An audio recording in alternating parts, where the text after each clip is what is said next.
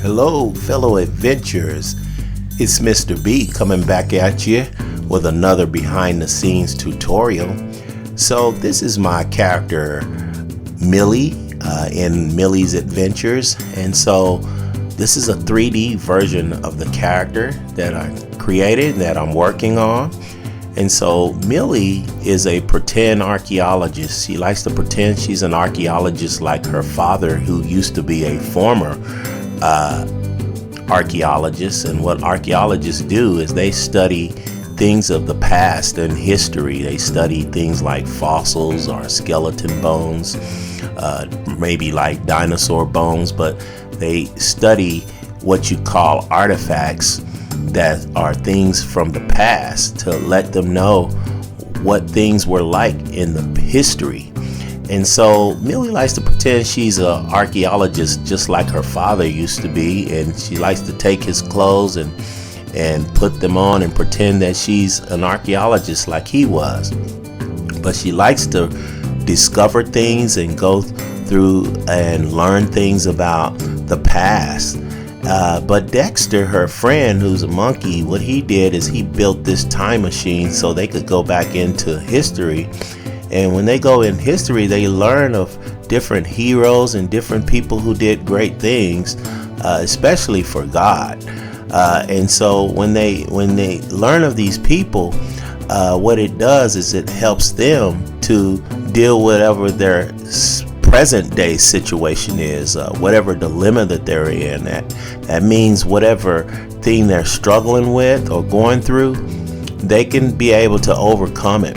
Now this 3D model here that I created, if you notice here, it has, we call this a mesh, and you can see this web base on the face, and as you can see, there's like a ring, a circular motion around the eyes, and then around the mouth there's a circular version around the mouth as well too, in the eyes and the mouth, and that's so we can be able to animate it. And so you can create these 3D models any type of way that you would like, but in order to get the best results for animation, a good use of practice is to make them like circular motion. These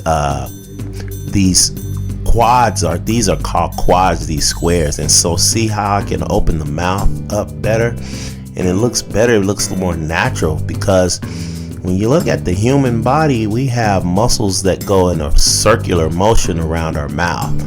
And so if we create a model like that, we can be able to open the mouth easily. We also, you see how I'm making her smile and make her open her mouth, and then I can make her smile on one side of the mouth to go to the, you see how she goes to one side to the left side, and then I can also do it on the other side as well too if I wanted to. Okay, but this is kind of what it looks like without a texture on it, and that means not have any type of texture, as we call it a texture map. And that's when we put on the model to make it look like more like a character, or more like a realistic character, or a cartoony character. And so that's what it looks like without it, and this is what it looks like with it. And now I'm rotating the arm, and you see this. Now what we had to do in the past is we used to have to put a skeleton on the inside to attach the mesh, the model, to the bones of a skeleton that we created. And when we move that skeleton, the body moves. And so it's pretty neat thing, but it was a pretty tedious process. That means it took some time to do it. And you see how I'm moving the eyeball. And so we want to make these things where we can animate them and make them do silly things, crazy things that make people laugh. And so that's how we do it with the 3D models. Now there's different ways to do this, but every artist has their different ways that they like to do it. See, I'm rotating the head, the arm. So I'm still working on this Millie. Now this Millie is a second generation Millie, that means it's the second version that I've made. Okay, many times artists have different versions of their character.